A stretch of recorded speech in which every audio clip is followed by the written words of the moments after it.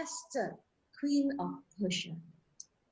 This is a book that is a very small book, and yet the only time I normally hear of this book being preached is International Women's Day, where they allow us women to go out and preach once a year in some churches. And most of the time, the women will preach about women. Okay, so that's about the only time that I've ever heard of the book, the sermons on Esther. Of course, Sabbath school lessons have already gone through, I believe, many years ago. Who is Esther? And why is she the Queen of Persia? We will find out. We will find out about it. Esther has 10 chapters. 10 chapters, not very long book, right? And Book of Esther is mainly narrative. Narrative meaning that it tells story. It tells story, okay? There is not much teachings in there. There's no prophecy as well. There's not much doctrines in there. Just a narrative, a story. That's why I say it's a movie. Now, the Book of Esther appears in different places as far as different Bibles are concerned. The Hebrew Bible or the Hebrew Tanakh, it appears in the writings. Okay, so it is like a minor thing, writings. It's not in the Torah, it's not in the prophets, but it's in the writings. In fact, it's in the writings together with Daniel. But it is actually among one of the 5 scrolls. And this is a picture of a scroll. I have seen this scroll. Amsterdam, that we went to the Jewish Museum, and it was actually displayed. It probably is a copy of the scroll. But Esther, the Book of Esther, is one of the 5 scrolls that are commonly read to the Jewish people. And you know, this is a very short one. The scroll is actually very long. Why is the Book of Esther important to the Jewish people? Is because of this festival called Purim, which we will read at the end of the chapters here. But out of the 5 books that are read for the Jewish people every year, including up to now, Song of Songs, okay? Song of Songs is another interesting story, very erotic and exotic, but is read on the Sabbath of the Passover in the Jewish tradition. Then the Book of Ruth is another book that is read like in full every year to the Jewish people during the Festival of Weeks. And Lamentations is read during the Festival of Mourning, means that when they commemorate, Jews commemorate a lot of events like the Passover. They commemorate the destruction of 2 temples by reading Lamentation, because obviously Lamentation is a very sad book. And then they read Ecclesiastes during Sukkot, okay, when they do the Feast of the Tabernacles and they fast for 24 hours. But if Sukkot happens on the Sabbath day, they don't fast. We can't fast on the Sabbath day, okay? It's not right to fast on the Sabbath day. And the Jews do not fast on the Sabbath day. In our Protestant Bible, it appears between Nehemiah and Job. Nehemiah and Job. It is in the era of Ezra and Nehemiah. Roman Catholic Bible, if you are having a Roman Catholic Bible, it is between Judith and Job, because Roman Catholic Bible have extra chapters and extra books. Okay, they call them the Apocrypha, which is doubtful authenticity. That means they are not sure it's authentic. So the Protestant Bible does not put in some of the chapters as well as some of the books. So depending on what Bible you're using, I believe most of us here are using the Protestant Bible.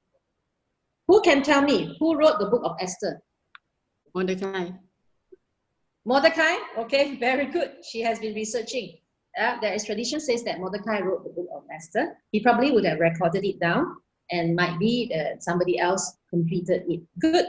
It wasn't Esther, okay? But Esther and him could have compiled it, because the last 2 chapters mainly they are recordings. They are recordings. But if you see some Bible introductions, you will see the word unknown. It would be around the same time as the Persian Empire. Okay, as the Persian Empire. Remember the events of when we were talking about the 4 kings.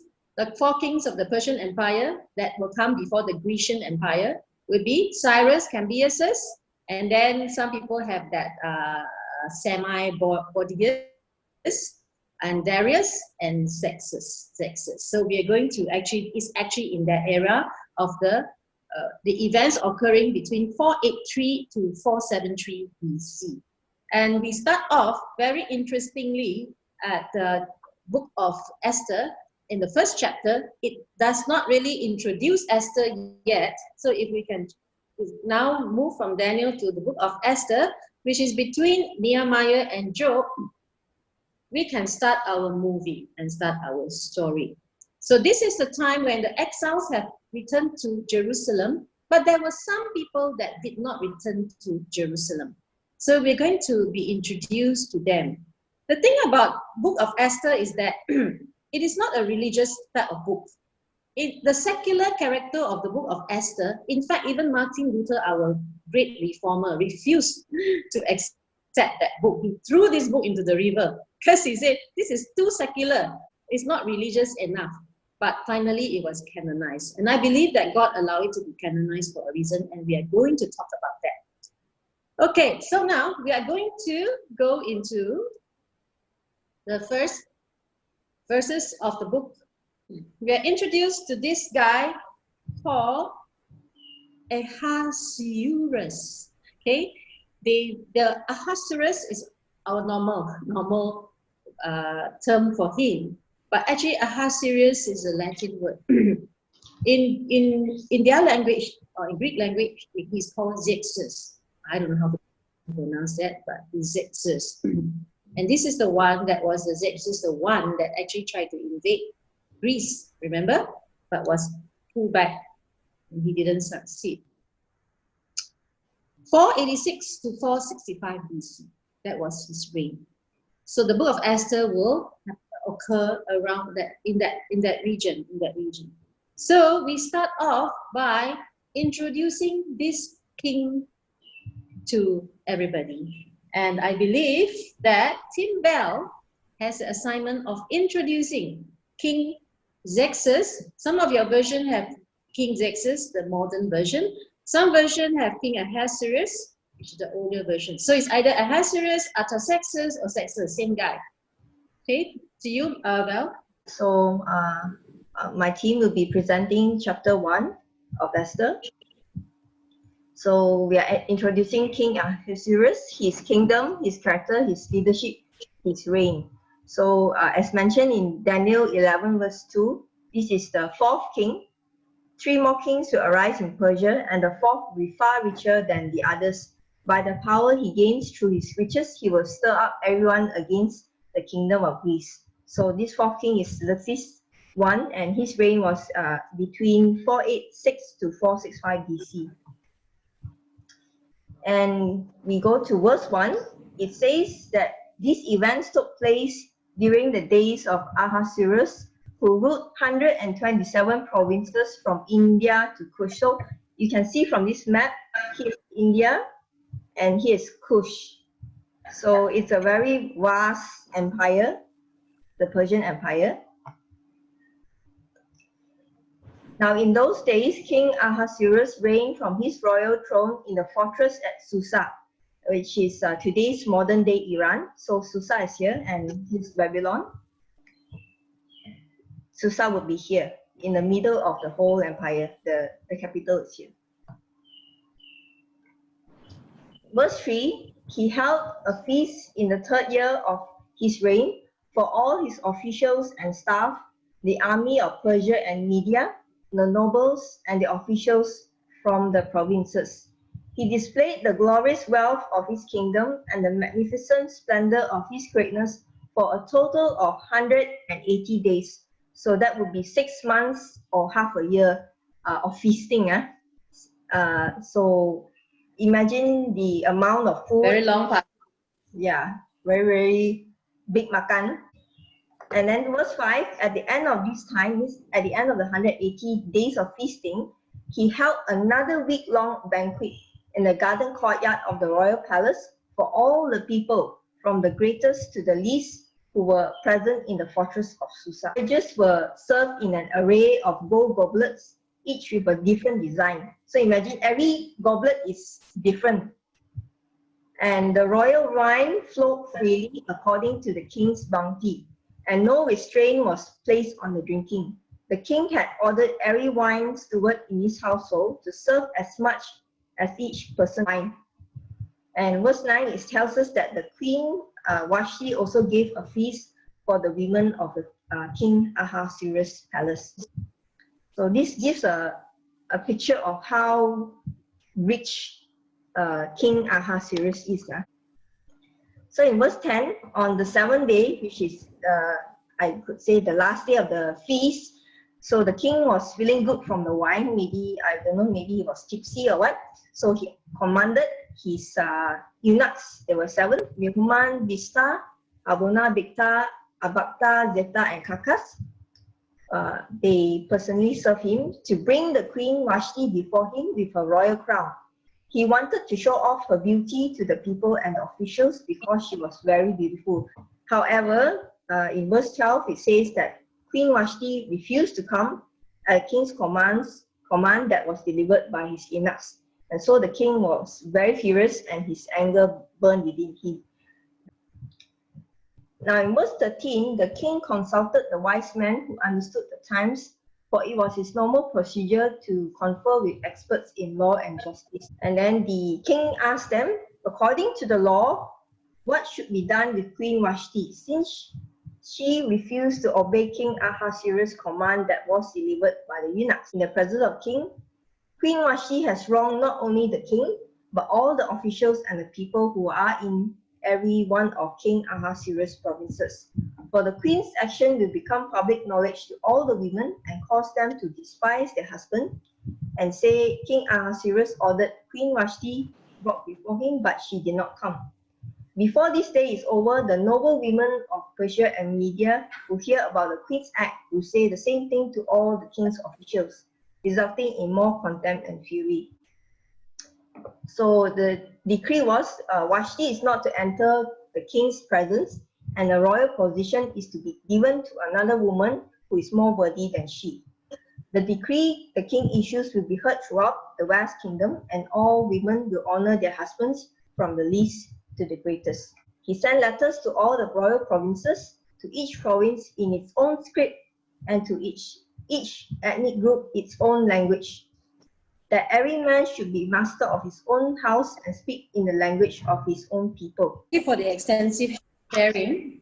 Now, how would you describe his character, Belle's team? His character, for one, in the beginning, it shows that he's I find he's a very extravagant feasting. He splurged really on the feasting and all that for his subjects. So he was generous guy. Controlling and ego, Jessica says that. Control the ego. Show off, Angela says that. Yeah, he's a show off. Okay. He's a show off. Right. I feel that he's a show off as well. How about his leadership? How do you describe his leadership? He consults his advisors, mostly. That's what they seem to do. I think the leadership quality that this king has is consensus behavior. Okay. So he don't have his own mind. He just listen, and then he okay, proceed. Okay, proceed. Okay, proceed. Yeah. So a lot of details is actually done by the officials instead of him ruling it. Yeah. But to call the party, he didn't have to consult his officials. Okay, yes. So it seems to be that in official matters, as long as those days the kings are concerned, I suppose nowadays kings also, or prime ministers, presidents also consult their idiotic cabinets, and come out with a consensus and all that. So he can't be seen to be losing control of his wife. That would be perceived weakness and could incite revolt. Okay, now, very good. Now you notice that in chapter 1, if you remember Daniel always writes Medo-Persia. Remember? Medo-Persia, it was the ram. It was the ram in chapter 8. It was the bear in chapter 7. Okay. It was always Medo-Persia. But you notice in chapter 1, what happens? Is Persia Media. Did y'all notice? Army of Persia and Media, is it? At verse 3, Persia and Media is no longer Media and Persia. And it repeats it another time. It's now Persia and because Persia has become more stronger than Media. Yeah, earlier it was Media, Daniel the Mede. Then now you can see that Persians have sort of overtaken control. So I wouldn't say that he had a great character. I would say that he was a great conqueror. He was a great conqueror, yet he had a very, very high ego. And as far as this thing is concerned, let's discuss about it. So here he is, he's having a big party, and on the 7th day, he probably has a party for the locals because it's just basically Susa. You remember Susa? Daniel was there, Susa, in Daniel chapter 8, when he saw the vision of the goat and the ram. So Daniel was also there. So it's nearby Babylon. And he's a bit drunk. He's got all his officials, and he decides to call his queen in. But the queen refuses to come in because the queen was having her own ladies' party on the other side. Now, did the queen refuse out of stupidity or courage?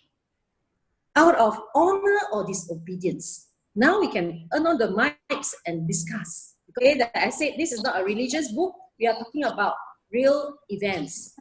He probably needed to establish and make the inviters to acknowledge his empire's strength. But why then did he want to show his wife? And why did the queen refuse to come out, knowing that her fate, right, will be serious if she doesn't come? Why do you guys think so? I think there's a combination of things. He's certainly got ego, and he's trying to show off everything that he has. The wife, she's in her own party. For her, it's a combination of loss of face because she has to leave her party and leave her guests. And I guess there's an aspect of her of showing that, you know what, he's my husband, he's a path man, but hey, I'm still the queen. Was it stupid on her behalf? It was certainly egotistical on his behalf. I think there's probably an element of not thinking it through clearly on her behalf. I'm talking about the culture and the climate of the time. So with the culture and the climate of the time, it was not the best course of action by her. But from our perspective, from now, the husband's just an idiot. Okay, okay. Let's hear from somebody else. Was it stupidity or courage on her side, or was it just disobedience? Like, you know, I'm going to have my own party. I'm a feminist. I can stand up for my rights, and I will dishonor the king this way. She probably didn't think that her position would be taken away, lah. You know, she felt that she's the queen, and I think she also maybe knows that what kind of person he is. You know, likes to show off, and here she is having a good time with her sisters. So I think she thinks that, you know, her position is very secure now, you know. So even if she doesn't show this time, it doesn't matter, you know. Yeah. Queen Vashti is actually a Persian. So especially Persians, even later on we talk about Queen Esther, they knew their position. They knew, remember, later on we will find out why being in the presence of the king is so important and so vital.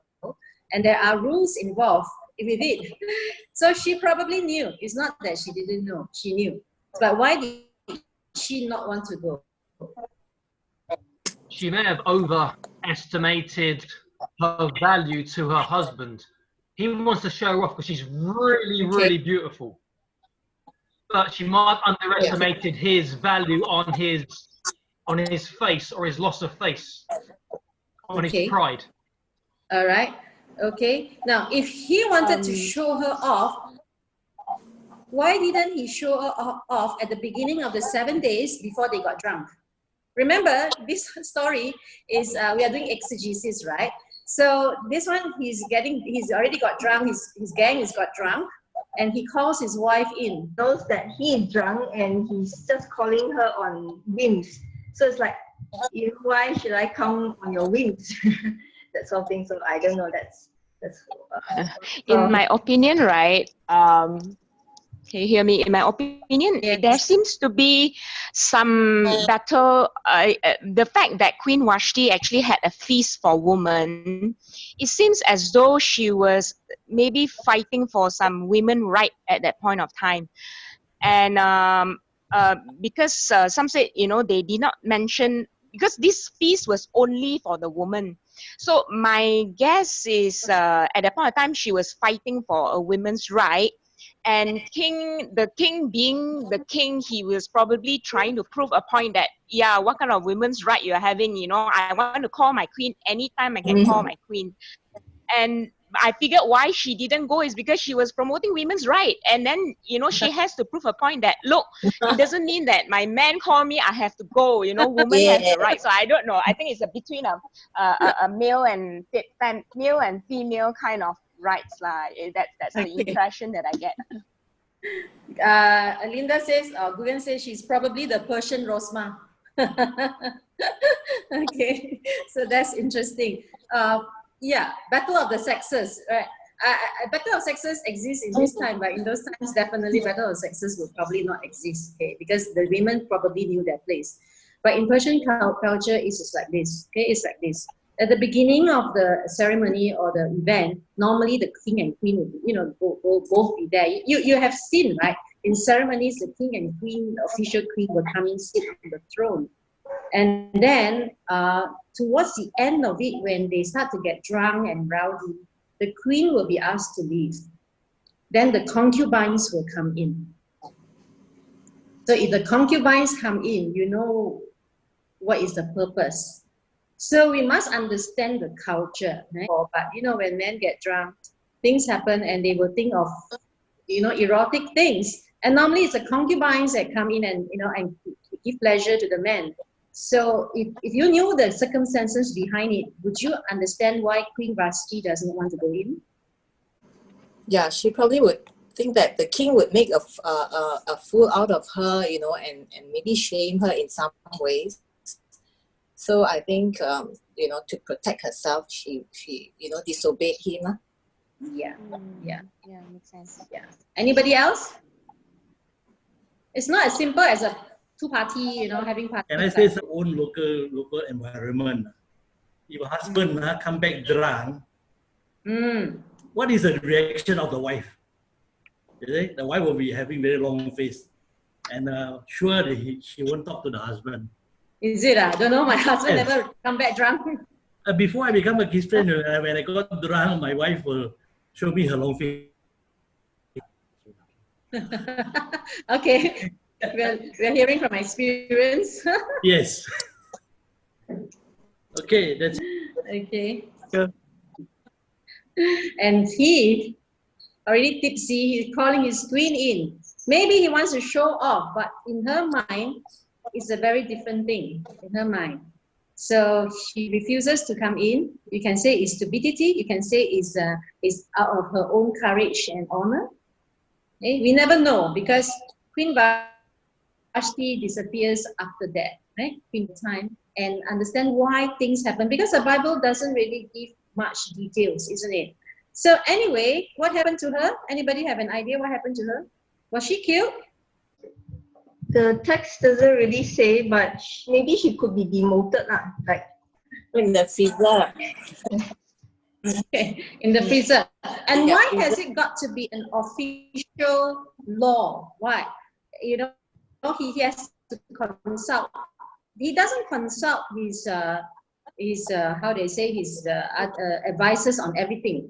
But because this one seems to be a legal matter. Why is it a legal matter? Because she's the queen. Right, because yeah, okay. Because verse 13 says that it was a royal custom to confer with all those who were proficient in laws and legalities. So it wasn't just a marriage, you know. It wasn't just a domestic quarrel between the husband and the wife. It's an official royal issue. That's why he has to. Because like just now, like somebody say, he already losing face. So it's an open public defiance of the queen towards the king. News already that this queen disobeyed the king and refused to come in. So he has to really take action. Now to the guys, did he do the right thing? If you were the king, would you have done that? In terms of morally, the wrong thing. In terms for preserving his kingdom, the right yes, thing. Yes, King Adam says so. Okay, that king because it is of disobedience. And in those times, you don't disobey, especially you don't disobey this powerful king. How about the rest of the guys? Any decision made during when you are drunk is never a good decision. Okay. Spoken by experience, I suppose. Any decision made when you're drunk is never a Amen. good. They also want to save their face. Correct, correct. You see, sometimes when you are sitting in committees or when you are sitting in making decisions among organizing committee and all this stuff, cabinet, government, all that, isn't it a lot of times the decision is self-centered and not so much for the whole nation? So here it says that because if the king doesn't do anything, when these officials go back home, what will happen? The wife will show long face, like what Uncle Teo says, and they cannot issue a law against their wives. Only the king can issue a law against his queen. But these people are just officials. So can you imagine now? Yes, male chauvinism is correct. Can you imagine now this is the feminist movement will start if they didn't issue the law to banish the queen. So out of their own selfish position or selfish thoughts, they told the king. Could the king have said, no, it's okay, I will just forgive my wife or the queen? Can the king do that? Yeah, Yes. I believe he could. Of course, because he's the king. All right, but Yeah. like Alex said, when he's drunk and when he's not thinking properly, he makes that decision which he sort of regrets in the next chapter. Right, because chapter 2, it will start off with him thinking about his wife again. So the love issue comes in, right? The pride issue and the love issue. So isn't it true with husband and wife? Sometimes we get angry, we get, of course here nobody drinks anymore, and you get tipsy a bit, and then you make the wrong decisions emotionally, and at the end of the day, somebody suffers because of that. So she was divorced. He divorced her, probably didn't kill her, but banished her to maybe another place. There's no longer any more news of her after that. But it does pave the way for another queen to come in. And we will not have the time to go through because we have a good discussion here. But you will notice that the book of Esther, there's the word God does not exist in the whole book. The word Yahweh, the word Adonai, it's not mentioned at all. God doesn't speak to anybody. God doesn't give any orders. But you can really see God's guidance behind the scene. And definitely for this case, Queen Vashti has to be replaced by another queen. And next week we will be introduced to that queen, which is Queen Esther. Her name, she actually was a Jew. Her name is Hadassah, and then became Queen Esther. Wow. I love her story so much because she gets beauty treatments every day. She gets to go to the spa every day. So it's such a lovely, lovely thing. But okay, so at the end of the day, we finished chapter 1. We will not continue. We need to break now. What do you learn from this chapter 1? Val, what did we learn from this chapter 1? Yes. Today's lesson we can learn is that wives should respect their husband. But husbands also need to love their wives. Just as Christ loved the church and gave himself out for her. You can find it in Ephesians chapter 5, verse 25. It's a two-way traffic lah. I think that's a lesson we can learn today lah. Right, okay. So as far as domestically is concerned, personal relationship is concerned, there must be a love element there. But in this case, perhaps there's no love element between Queen Vashti and the king. In fact, history does says that, good one, Selima, show respect to one another, yes. Okay, the history sometimes says that Vashti is the daughter of Belshazzar. When Belshazzar was killed, then then there is the maid took her in, and then married her off to to this guy. But that's just another story. There's different accounts of her background. But obviously there was not really much love between the two. It was more of an official position for him and for her. Yeah. And because of the drinks, all the drinks, all the like the saying said, never drink by driving. Or it's the same issue with people, you know. Once you drink, your senses are gone already. The devil will take over and do whatever they like in your head, you know. That is my opinion. Okay, you cannot make good decisions while drinking. Right, and here says, I think a wife should never put down ego of husband in public. Good thought, May, good thought. Okay, but finally, Cindy Saw says this, God is in command. Because if this incident didn't happen, Queen Esther would not be able to come into the picture.